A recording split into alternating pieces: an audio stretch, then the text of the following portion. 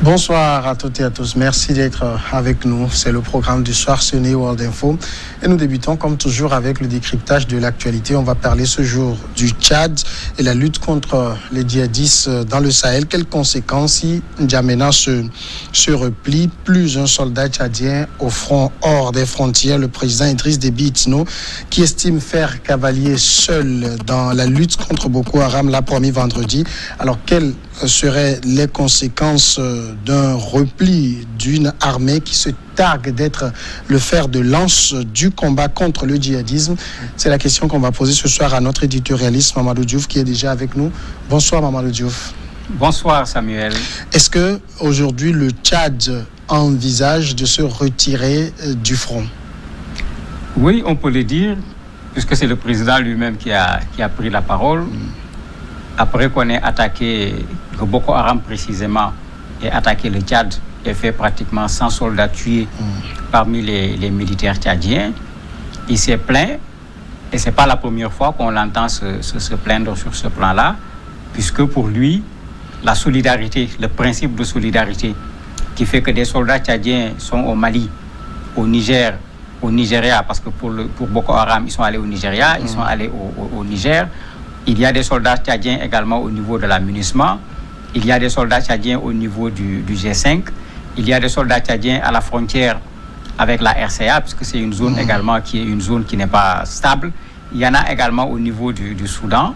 Pour lui, on ne lui a pas rendu l'ascenseur, alors qu'on a envoyé les soldats tchadiens un peu partout. Quand il a fallu que lui, il combatte Boko Haram à l'intérieur de son pays, la solidarité dont on parle, lui, il n'en a pas bénéficié. Donc cela fait qu'effectivement, il a eu une sorte de coup de gueule en disant qu'il va rapatrier tous les soldats tchadiens qui sont en dehors des frontières du Tchad.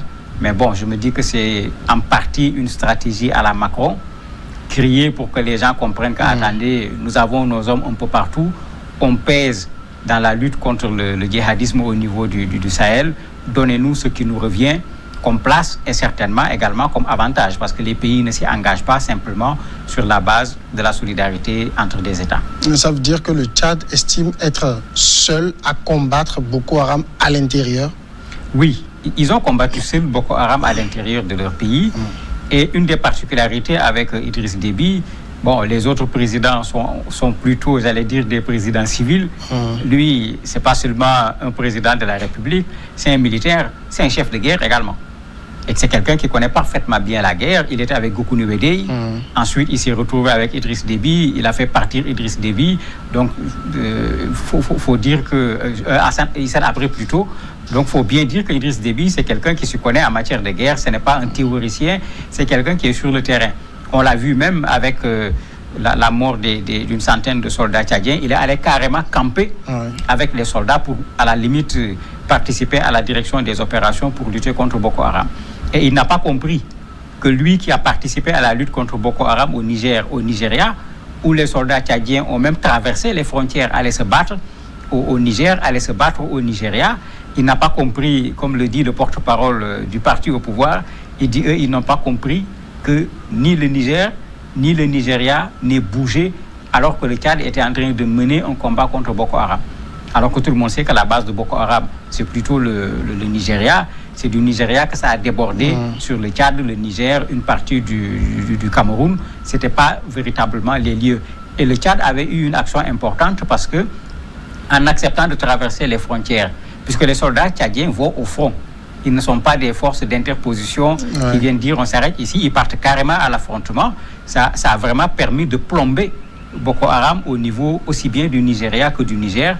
L'apport du Tchad a été reconnu aussi bien par le Nigeria que par le Niger, raison pour laquelle il se sent frustré pour être venu chez vous combattre des forces qui se trouvaient plutôt chez vous et qui sont venues ensuite chez lui. Et quand il les combat chez lui, il n'a pas vu ses alliés venir le soutenir sous aucune forme. Alors en fait, ce que demande Idriss Déby, c'est un déploiement de troupes étrangères au Tchad? Pas nécessairement, parce que je me dis que Déby fait parfaitement confiance à ses hommes. Mais si on fait de la comparaison, quand 13 soldats français ont été tués au Mali, je ne sais pas si vous avez vu tout l'élan de solidarité, les discours, tout ce qu'on a vu, jusqu'à ce qu'il y ait même un sommet convoqué ou invité, puisque la discussion est toujours là à Pau, ben, est-ce qu'on a senti la même chose quand on a tué 100 soldats au niveau du Tchad? Ça peut effectivement frustrer dans ces conditions. Et rappelez-vous qu'à la première convocation, Idriss Déby avait dit « je ne pars pas ». Et pour résoudre les problèmes, puisque les autres pays ont des difficultés, le président Macron avait même négocié pour que le Tchad accepte encore d'ajouter 480 hommes au niveau de ce qu'on appelle la zone des 3 frontières, là où il y a eu le plus d'attentats.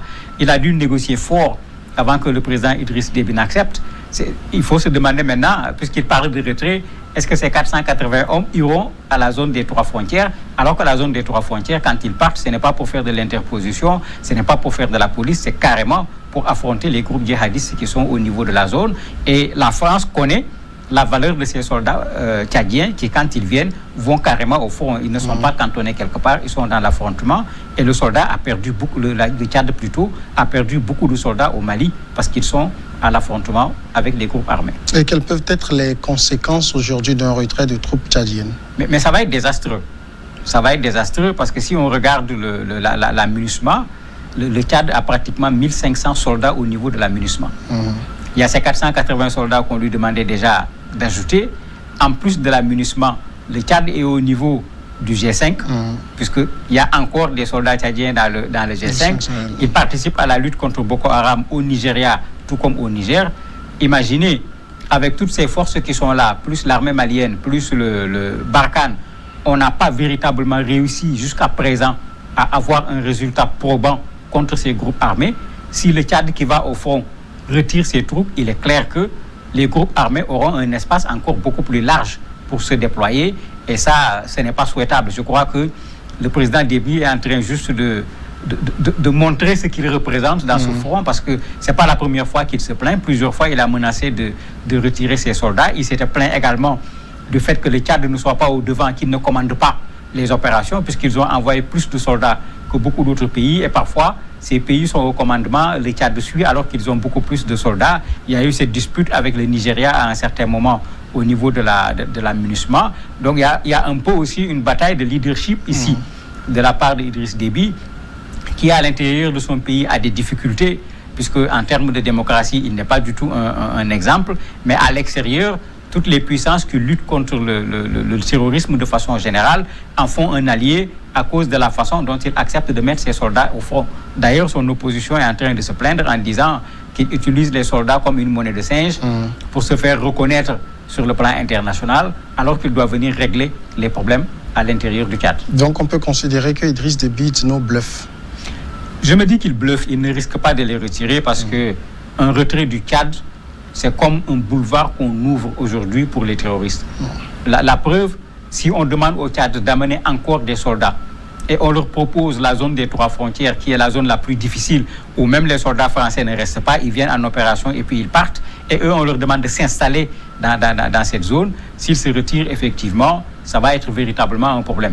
Je me dis qu'il veut régler son problème de leadership, mais en même temps, c'est une façon de dire à la France, aux États-Unis, à tous ces pays qui veulent lutter contre le terrorisme, mais si vous voulez que je mette mes hommes là-bas, financez. Parce qu'avec les 480, il avait dit clairement, je suis prêt à envoyer 480 hommes, j'ai 480 hommes à envoyer, mais c'est vous qui financez.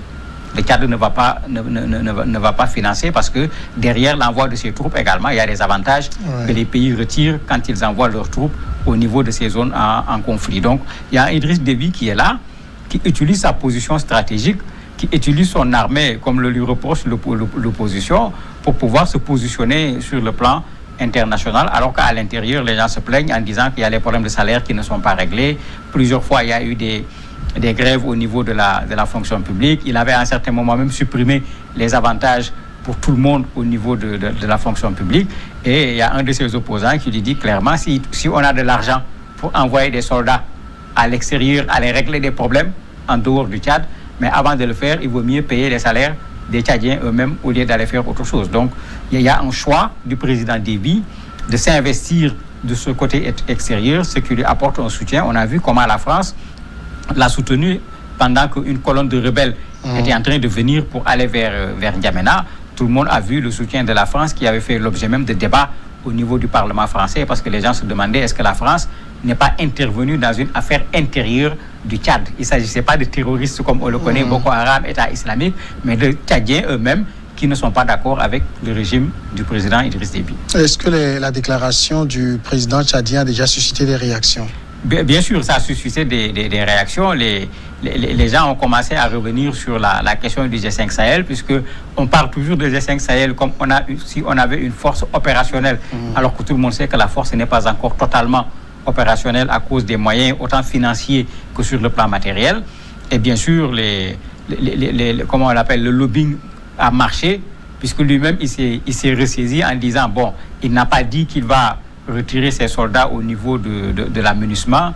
Il ne va pas retirer les soldats au niveau du G5 Sahel. Donc, ce qui reste, c'est certainement le Niger et le Nigeria pour le cas de Boko Haram. Et même pour cela, je ne crois pas qu'il va le faire parce qu'il a lui-même également intérêt à ce que ses soldats soient là-bas, puisque Boko Haram intervient également sur le terrain tchadien.